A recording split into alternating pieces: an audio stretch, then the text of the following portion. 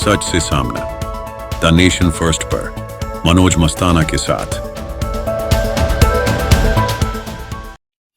नमस्कार, मैं मनोज मस्ताना, आप देख रहे हैं मेरे यूट्यूब मंच। आपका बहुत बहुत स्वागत है दोस्तों। आज हम यूजीसी बिल को लेकर के जो अब बीजेपी के अंदर से छोटे छोटे नेता जो हैं वो अब स्वर अपनी बुलंद करने लगे हैं, सवर्णों के लिए आवाज़ उठाने लगे हैं।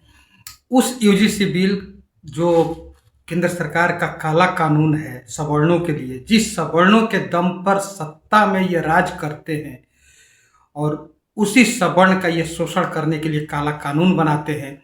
यूजीसी का जो नया बिल आया है जिसका सवर्ण तबका विरोध कर रहा है, मांग कर रहा है, इस पर पहले किसी ने खबर नहीं दिखाई। सबसे पहले खबर हमने ही दिखाया था आज से 3-4 रोज पहले। उसके बाद अब कल से आप देख रहे होंगे, कल परसों से देख रहे होंगे आप कि लगातार इस पर अब वीडियो आ रहे हैं डिजिटल प्लेटफॉर्म पर भी, और कुछ गोदी मीडिया के पत्रकार भी आकर के इस बिल के बारे में बता रहे हैं कि अच्छा बिल है। उसमें भी डिजिटल पर जो SC ST OBC से जो पत्रकार आते हैं वो इसका समर्थन कर रहे हैं, लेकिन सवर्ण तबका से अभी बहुत ऐसे पत्रकार हैं जिनको अभी आगे आकर के इस पर वीडियो बना करके बोलने की जरूरत है, लेकिन कोई बोल नहीं रहा है। और हर कोई लगा हुआ है इस फिराक में कि इस बिल को जस्टिफाई करने में कि ये सही है, किसी के साथ इसमें अनदेखी नहीं की गई है, किसी का इसमें शोषण नहीं होना है, इसका दुरुपयोग नहीं होगा, ये बताने में सब लोग लगे हैं। लेकिन निश्चित तौर पर इस बिल का विरोध होना चाहिए, क्योंकि इस बिल में सवर्ण तबका को एकदम अब कहीं का नहीं छोड़ा है। क्योंकि एक ऐसी कमेटी बनेगी, उस कमेटी के अंदर 10 मेंबर होंगे। कॉलेज का होगा तो प्रिंसिपल होंगे, यूनिवर्सिटी में होगा तो वाइस चांसलर होंगे, सर्वे सर्वा। उसके बाद से 4 लोग वो होंगे जो SC ST या OBC से होंगे। बाकी और का ये नहीं बताया गया है, लेकिन और 7 जो मेंबर 6 मेंबर जो बचेंगे, 6 मेंबर वो सवर्ण से होंगे कि बैकवर्ड से होंगे ये पता नहीं है, लेकिन किसी को रखना है। तो निश्चित तौर पर जब सवर्णों पर अंकुश लगाने के लिए, उन्हें दबाने के लिए कानून बना है, तो उसमें सवर्ण कहाँ से जाएगा उस कमेटी में। और सबसे हैरत की बात है, सबसे ताजुब वाली बात है दोस्तों कि मैं विरोध करूंगा। मैंने उस दिन भी कहा था कि सत्ता सवर्णों से और शोषण भी सवर्णों का, ये नहीं चलेगा, ये नहीं चलेगा, क्योंकि चलना नहीं चाहिए। आपकी औकात नहीं है कि बिना सवर्ण के आप सत्ता तक पहुंच जाए, और मौन साधे हुए हैं। आप देश से ऊपर हो गए हैं। देश से आप हैं, आपसे देश नहीं है, और आप ही पूरा देश नहीं है। पहले माइनॉरिटी बनाते चले गए सवर्ण को, हर जगह से खत्म किए, रिजर्वेशन के नाम पर खत्म करते जा रहे हैं। उसके बाद से अभी पढ़ाई में भी सवर्णों को दंडित किया जाएगा, अनावश्यक उस पर मुकदमा दायर की जाएगी, कंप्लेन किया जाएगा। वो कंप्लेन को फेस करते रहे पढ़ाई छोड़ करके। और उस कमेटी में 2 सिविलियन को आप रखेंगे सिविल सोसाइटी से। 2 सिविल सोसाइटी से किसको रखेंगे? आज कहने के लिए बता रहे हैं कि उसमें किसी कास्ट का नाम नहीं खोला गया है, लेकिन कल तो निश्चित तौर पर आप कमेटी जब डिप्यूट करेंगे, बनाएंगे, तो उस समय तो किसी न किसी बैकवर्ड को ही उस सिविलियन में को भी रखेंगे, क्योंकि सवर्णों को शोषण करना है, उन पर अंकुश लगाना है, उन्हें पढ़ने नहीं देना है। आज भाजपा के अंदर से भले अभी छोटे हैं, लेकिन आशुतोष कुमार जो कुछ दिन पहले बिहार चुनाव चल रहा था तो उस समय प्रधानमंत्री मोदी से भी मिले थे। मैं आशुतोष कुमार से बहुत खुश हूं कि आशुतोष कुमार ने कम से कम मुखर होकर के बोला, तो मोदी का विरोध तो किया। आशुतोष कुमार ने एक लंबा चौड़ा पोस्ट सोशल मीडिया पर डाला है। भूमिहार समाज से आते हैं आशुतोष कुमार, और आशुतोष कुमार का मेरा समर्थन है। मनोज तिवारी के बारे में भी अब आ रहा है कि मनोज तिवारी ने भी इसके लिए आवाज उठाया, लेकिन कहां है सुधांशु त्रिवेदी, वेद के ज्ञाता माने जाते हैं? कहां है राजनाथ सिंह? कहां है कंगना रनौत जो 2014 के बाद ही उनको असल आजादी मिली थी? कहां है ये लोग? क्यों नहीं बोल रहे हैं? क्यों दही जमा हुआ है सबके मुंह में? सवर्णों से आप हैं, आपकी राजनीति सवर्णों से है। चुप्पी साधिएगा तो हमेशा के लिए चुप ही हो जाना पड़ेगा, कहीं कोई जगह नहीं बच जाएगी।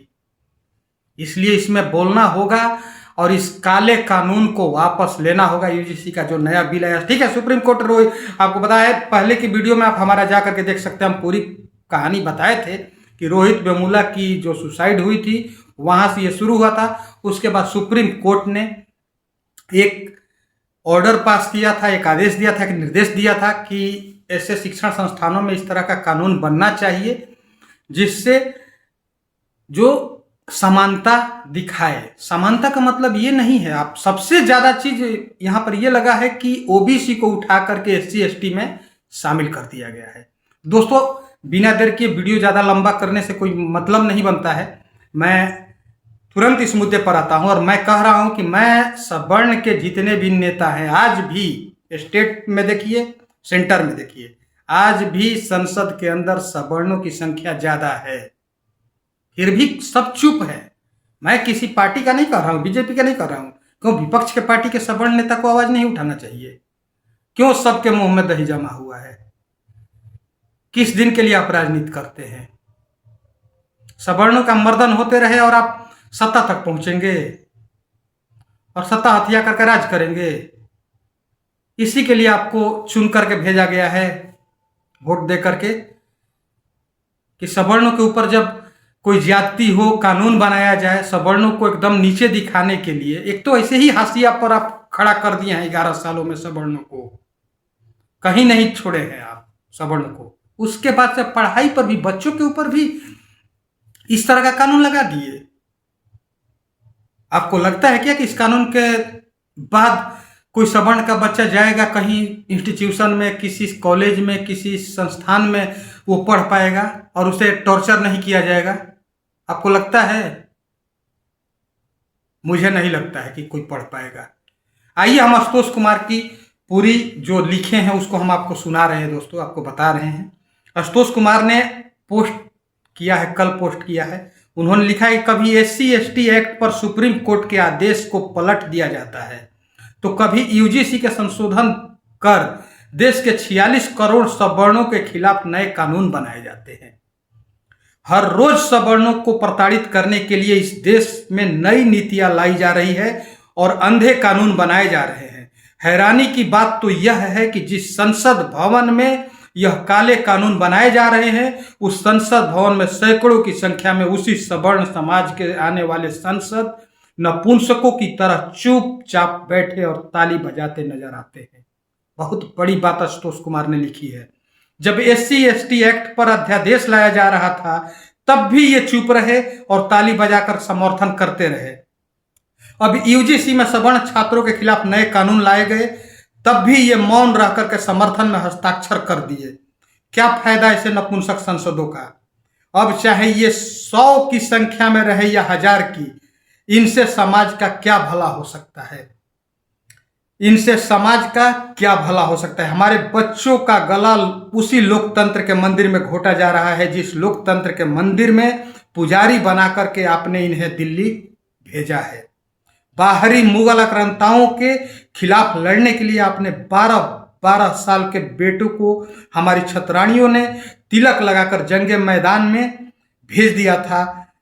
जब हमारे धर्म ग्रंथों को मुगल आक्रांताओं द्वारा जला दिया जाता था, तब रात रात भर में अपने बच्चे को पूरा वेद पुराण रटवाया करते थे हमारे ब्राह्मण देवता।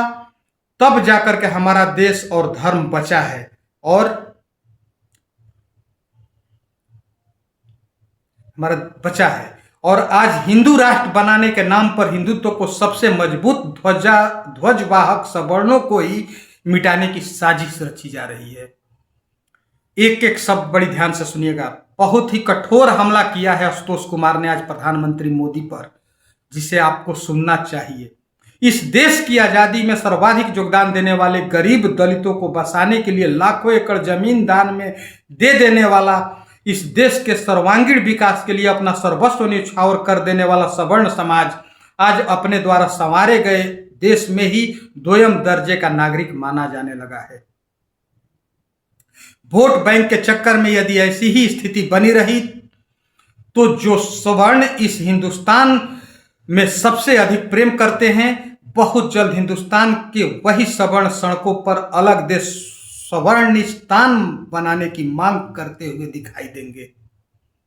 हैरानी की बात है कि सैकड़ों सवर्ण सांसद, मंत्री, विधायक उसी दल में हैं जिस दल की सरकार परम पूज्य जगत गुरु राम भद्राचार्य जी जो स्वयं मोदी जी को दोस्त बताते हैं, बहुत बड़े ज्ञानी भी हैं, लेकिन इस विषय पर उनका ज्ञान घास चरने चला गया है। बागेश्वर बाबा भी मोदी के समर्थक हैं और हिंदू राष्ट्र बनाने की बात करते हैं। क्या सवर्णों का गला घोट देने से भारत हिंदू राष्ट्र बन जाएगा? बागेश्वर बाबा भी मौन है। भाजपा के सबसे बड़े विद्वान सुधांशु त्रिवेदी भी मौन है। आखिर हो क्या गया है देश के लोगों को? क्या सवर्णों का आंसू पोंछने वाला कोई नहीं है? हम सामान्य वर्ग के लोग अपने देश से बहुत प्रेम करते हैं, लेकिन विगत वर्षों में जिस प्रकार से हर रोज सामान्य वर्ग के खिलाफ षड्यंत्र रचा जा रहा है, ये बिल्कुल भी बर्दाश्त के योग्य नहीं है। देश प्रेम में महज 16 वर्ष 4 माह की उम्र में सेना में बतौर सैनिक भर्ती हुआ मेरे जैसा देशभक्त भी आज सरकारों की गलत नीतियों से तंग आकर अलग देश बनाने की मांग कर रहा है। मैं बीजेपी का एक सक्रिय कार्यकर्ता और सरकार का हिस्सा होने के नाते अपनी सरकार से करबद्ध प्रार्थना करना चाहता हूं कि जितना जल्दी हो सके इस काले कानून को वापस लेने की कृपा करें, अन्यथा इस देश को गृह युद्ध में झोंकने का श्रेय भी इसी सरकार को जाएगा। मैंने एक फॉर्मेट ड्राफ्ट करवा रहा हूं जिसमें देश के प्रधानमंत्री जी और गृह मंत्री जी से इस काले कानून वापस लेने या सवर्णों के लिए अलग देश की मांग की जाएगी। इसके अलावा हम सवर्णों के पास कोई और विकल्प नहीं बचा है। जल्द ही वो फॉर्मेट सार्वजनिक करूंगा जिसे देश में अधिक से अधिक सवर्ण अपने नाम, पता और हस्ताक्षर के साथ देश के प्रधानमंत्री और गृह मंत्री को भेजे।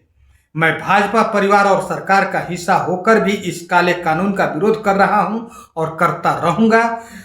आपको भी विरोध करना चाहिए, क्योंकि आपके हिस्से की लड़ाई आपको ही लड़नी होगी, अन्यथा आने वाली पीढ़ियों से कायर शब्द सुनने को तैयार रहें। जय हिंद। आशुतोष कुमार ने, ये जो कुछ दिन पहले जिनकी तस्वीर आप मोदी जी के साथ आप स्क्रीन पर देख रहे थे लगातार, यही आशुतोष कुमार हैं जिन्होंने राजद के प्रवक्ता के ऊपर हमला किया था। बड़ी चर्चा में उस समय आए थे। यही आशुतोष कुमार आज मोदी सरकार के खिलाफ मोर्चा खोल दिए हैं और सवर्णिस्तान बनाने की मांग कर चुके हैं कि अगर आपके सरकार में देख रेख नहीं है, सवर्णों के लिए आपकी सरकार में कोई जगह नहीं है, सवर्णों को लगातार प्रताड़ित करने का आप काम करते रहेंगे, तो सवर्ण अलग हो जाएगा, अलग देश की मांग करेगा। तो क्या मोदी सरकार आशुतोष कुमार की मांग पर विचार करेगी कि ये मांग, ये पेपर, ये पोस्ट जो दिखाया गया है वो डस्टबिन में डाला जाएगा? क्योंकि मोदी तो मौन हो जाते हैं ना, सिर्फ मन की बात करते हैं, कहते नहीं हैं। वो भी बंद कमरे में मन की बात करते हैं और सबको कहते हैं कि सुनिए, सांसद विधायक जो भी है सब सुनते रहिए, देशवासी सुनते रहें, वो सुनेंगे। यही आशुतोष कुमार हैं। और इसी पर दोस्तों मनोज तिवारी ने भी आज हमला किया है। मनोज तिवारी ने भी इसके विरोध में स्वर उठाए हैं। जिस तरह की तस्वीरें आप लगातार स्क्रीन पर देख रहे हैं, मैं आपको बता दूं कि सबसे पहले आवाज हमने ही उठाया था यूजीसी पर, क्योंकि हमारे वीडियो पर लगातार कमेंट आ रहे थे, लोग कह रहे थे, सवर्ण तबके के लोग, कि कम से कम आप यूजीसी के जो काले कानून बने हैं, जो नया बिल आया है, इस पर आप वीडियो बनाइए। तो सबसे पहले मैंने वीडियो बनाया था और मैंने उस वीडियो में पूछा था कि सत्ता सवर्णों से और शोषण भी सवर्णों का। और आज भी मैं ये सवाल आपसे कर रहा हूं। आशुतोष कुमार ने जो लंबा चौड़ा पोस्ट लिखा है अपने सोशल मीडिया अकाउंट पर, उस पोस्ट की लाइन बाय लाइन मैंने आपको पढ़ के सुनाया है। और मैं चाहूंगा कि इसका विरोध होना चाहिए और इसका स्वर दिल्ली तक, नरेंद्र मोदी तक जानी चाहिए, क्योंकि नरेंद्र मोदी आखिर इस देश ने ही चुन करके उनको प्रधानमंत्री बनाया है। देश से ऊपर वो नहीं है। और देश में किसी वर्ग को टारगेट करके उसे नीचा दिखाने के लिए, उसे नीचा करने के लिए कोई काम नहीं होना चाहिए। और 4 स्तंभ से देश चलता है, उसमें से एक स्तंभ हम लोग हैं और हम अपनी आवाज बुलंद करते रहेंगे।